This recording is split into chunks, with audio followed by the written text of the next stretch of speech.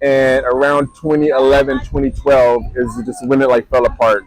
I lost all my property. I lost all my toys.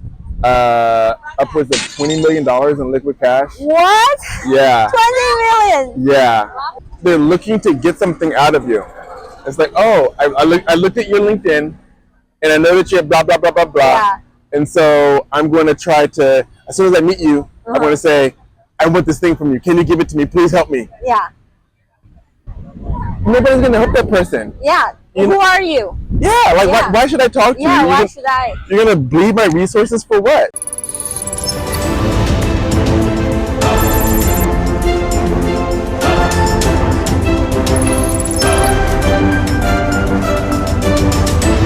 Hi everyone, welcome back to my channel, and today is another exciting episode, and I invited Jarrett to this interview, and we are bringing you from this stunning view. This is Recife, Brazil.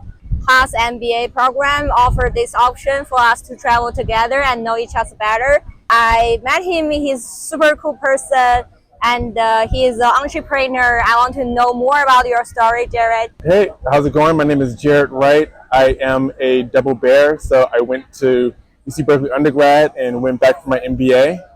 And excited to be here. Excited to be here with a bunch of other bears. Beautiful location, my first time in Brazil. So yeah, it's been a great time so far. You mentioned that you are double bear, and I realized that you start your MBA study right after you get your bachelor from UC Berkeley. Correct. That's uncommon for most of people. How did you make that decision, and how do you prepare for that? That's a great question. So I didn't go straight into university right after high school. I was a transfer student. When I was 19, I started a real estate company. Within 30 months, I transformed it into this national multi-million-dollar firm. So when I was a teenager, I wasn't at university. I was running the real estate firm. So you are doing the reverse way. You go to the society first, and then you come back to the school. Exactly. So I did that, and it fell apart during the financial crisis. It was a super success, and then it was a super failure. Is that during 2008? Yes. So in 2008, it began to turn, and around 2011, 2012 is just when it like fell apart. I lost all my property. I lost all my toys. Upwards of $20 million in liquid cash. What? Yeah. 20 million. Yeah. And so for me, and at such young age, and you are dealing with all this gain and losing. Yeah. It was a massive defeat for me personally. It was like the most epic failure of anybody that had ever met. And so I was like, I don't have the emotional reservoir to take this kind of failure again. Yeah. So I don't know what I'm going to do next. I don't know what I'm going to build next, but whatever it is, I want to do it right. And so, around that time is when I decided, I wanted to get an MBA because it was clear that I was missing some tools in my tool set. I'm like, if I knew things to push me forward, this would have never happened to me. Or if I had the network of people around me, everything was already gone. But in that moment, I realized, if I surrounded myself with people that were smarter than me, if I didn't rely just on myself and telling people what to do, but had a more collaborative approach with people, this failure would have never happened. And it was the biggest lesson that I took away from that experience. Great. So when you decided to go back to the school, right? Is there anyone around you, they don't understand why you are doing this? Is there any noise trying to affect you to make this decision? Oh yeah. So my friends that I grew up with, they were like, "What are you doing, Jarrett? You already built a multi-million-dollar company. Just do it again." Yeah. And maybe it's that easy for other people. For me, it's not. Is that because there is some luck at that initial company? It's even successful company, but you think there are some opportunity you might not easily gain again? Or why do you think you cannot do it again? Um, it's interesting because I have a duality inside of me. Mm, One, I'm kind of pessimistic, right? mm, Like people bring me ideas all the time, and I immediately like see like what's wrong with the idea because I always have an eye for optimization, mm-hmm. right? But there's the other side of it because I'm incredibly optimistic. Because when something breaches that pessimistic attitude, and I'm okay now I believe in this, I'm super optimistic, and I will take it and I'll run through brick walls. So there's it's hard for me to find something that does both of those things for me. Like I see ideas all the time, Yeah. but like, oh, it's not a good one. Oh, I don't know. Oh, I don't like it. I don't like it. I don't like it. And then finally, every once in a while, super rare, I'll think of something, or somebody will bring an idea to me, and I'm like, oh, that's good. It's like it's a strike of lightning. It's very, very rare.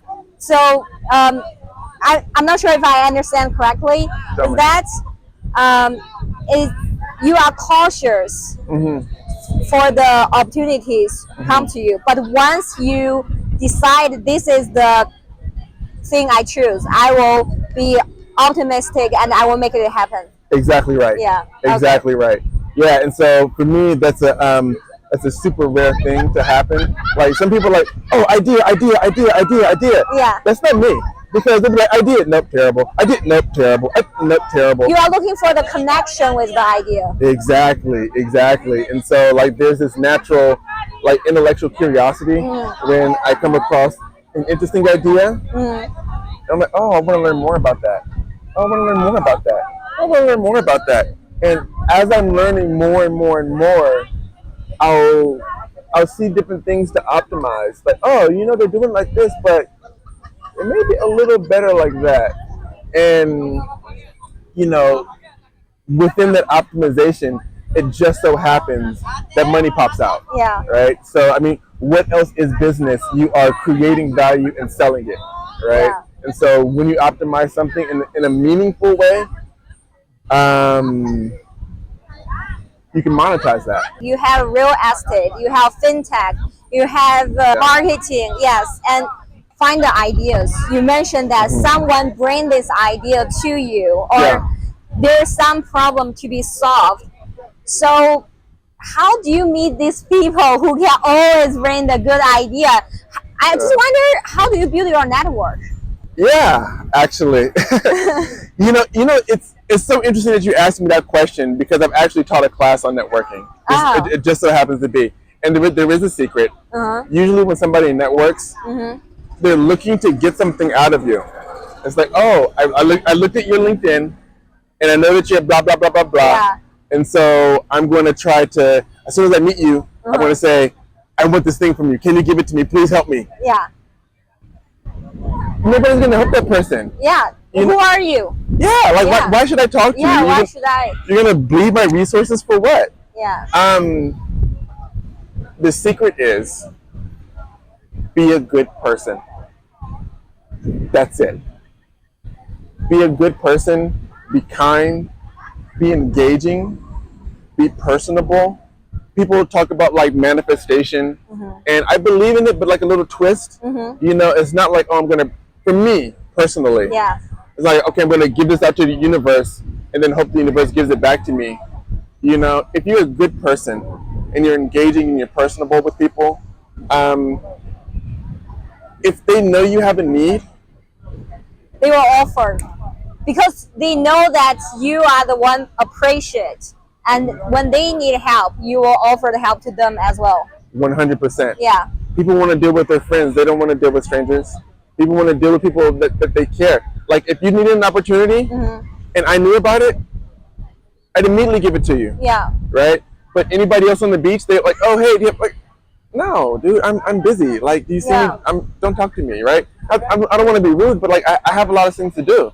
But for people who are engaging, who are personable, those are the people that I want to go out of my way to help. And so Yeah. that is how you manifest, right? Be engaging, be warm, be a good person Yeah. and make your needs known. Not like, by the way, I need the thing, but it'll naturally come up. Yeah. I think one thing I get connect to what you said is previously I always think what I need. Yeah.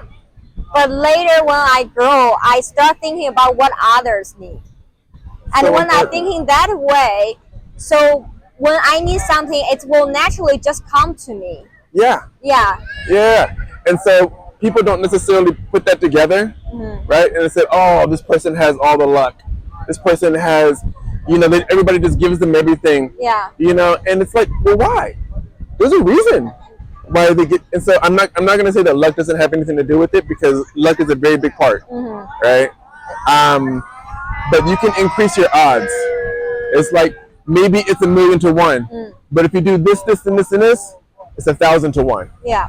It's still luck, but it's better luck. Yes. Yeah. Yeah, that makes sense. So, would you mind tell us more about your current startup? As you know, I founded a bank. We give nonprofits the ability to provide their members with a self-branded credit card, where 2% of all spending is a tax-deductible passive donation back to the organization. So if I have the Jerrette Foundation, I would be able to offer a Jerrette Foundation credit card. As you might imagine, starting a bank from scratch is not an easy thing. Yeah. Where did that idea come from? You mentioned that it sometimes come from the problem you cannot solve, and you're trying to build the solution. Is that like you come to this problem before? Yeah, I think that a common mistake that entrepreneurs do is they find a really cool piece of tech or a really cool answer, and then they start looking for a solution for it. Yeah. Where it really should be backwards. In this particular scenario, again, I was not looking to build a company. It was just something interesting of mine. What I found is that the places where I was most successful is when I had a tremendous amount of support around me. And the opposite was true. My biggest failures, I didn't have the support that I needed in order to move forward. And so I was like, well, where does support come from? Well, for me, like when I think about it, it's like, well, nonprofits, either through like churches, temples, mosques, like religion. Like the people who want to help others. Yes, exactly. Social nonprofits like YMCA or Boys and Girls Club, or education, K through 12, universities. Those are the thing that they all have in common. They're all nonprofits. While this was happening, a mentor of mine, I was running my marketing company. He's like, Jarrett, you know what you should do? You should take your marketing company into the church. I'm like, ooh, that's a terrible idea. He's a very smart guy. Not all of his ideas are good. This was a bad one. I was like, oh, no. And so we're like kicking ideas back and forth across the table over the series of few weeks. And I can't remember what it was that he said, but he was like, I was like, oh, no, that's another bad idea. The only way that would work is if you gave them their own credit card. And I was like, oh, well, wait a minute. I had already done all this research, right? And all these data points. It was like this constellation of information all orbiting a singular nexus point. I didn't know what it was, but during that conversation, when it inadvertently fell out of my mouth, it immediately made sense. It's like when you're shopping at the mall and you see something, you're like, oh, my mom would love that. Not that you were looking for her, but because you know her so well. Yeah. When you see it, it's immediately obvious. And for me, I wasn't looking to start a company, but because I had already done this research and I knew I knew these people so well, it was immediately obvious. And I was like, oh, it broke through my pessimism, and now with eternal optimism, I'm like, okay, I'm going to work on this. Besides, let's say, like finding a good idea and build a company, I think build a group, build your team is another part. Like, how do you usually do that? It's the same thing with networking. If you're a good person to people, the very first time that I had to hire a lot of people, right? So I called everybody that I knew that like worked as an intern, that worked as an entry level position, and I asked them all the same question, right? What sucked? What was the worst thing about working for somebody? What was the worst thing about like bringing them on? And I took furious notes of everything they said, and then I would solve for all of those problems. You know, so when people came to work for me, you know, all those things that went wrong, I had already thought about. Yeah. I had already had fixes for, and you know, you want to get people like really excited and passionate about what you're working on, and I value passion more than technical ability, because with passion, the learning curve may be a little longer, but that inflection point is much steeper. Yes. And they will have the grit. And they have the loyalty. Yes. Yeah. Yeah. Because we all love this thing, Yeah. and we're gonna do whatever it takes to make this thing whatever. Yeah. Exactly. Like when I'm struggling to get out of bed, or when I'm feeling like a failure, or when I have a problem that's so big and I want to hide. You know, I always say, well, what story do I want to tell about myself? Do I want to say I encountered this problem, and so I got into bed and went under the covers? I just didn't try, I just gave up? Or do I want to say I encountered this problem and I did everything that I could in order to push through it?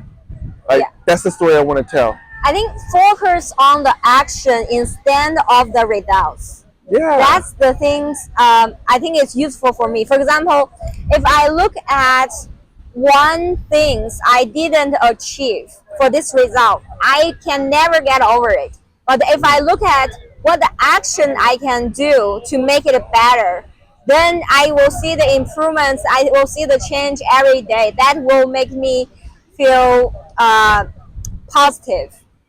I completely agree. Yeah. I completely agree. Also, I don't know if this is for everybody, but for me, it's important for me to be around people. Because when I isolate myself and I don't go out, I don't see my friends, and I kind of just hide in my room or just don't leave my house, I need that energy from other people to bring me up. You know, talking with people, getting ideas, sharing ideas. Yeah. We're not necessarily talking about business, but just things to start moving. Like sharing your thoughts. Maybe it's another way sharing your burden. Yeah, you know, it's you find it's not that bad. Like, you know, when you start talking about it and like getting it out. Yeah. It helps. It helps. I tell everybody, because I struggle with it, you know, do not suffer in silence. And that doesn't mean, you know, hang on everybody. Oh, let me tell you about another problem. Oh, let me tell you about another problem. But just be around people. Yeah. You know, just being around people, for me, it gives me energy. You know. Yeah. I really look forward for the rest of our trip and to know more your stories and learning from you. Thank you for taking this interview. Absolutely, my pleasure. Yeah, thank you. All right, bye. See you.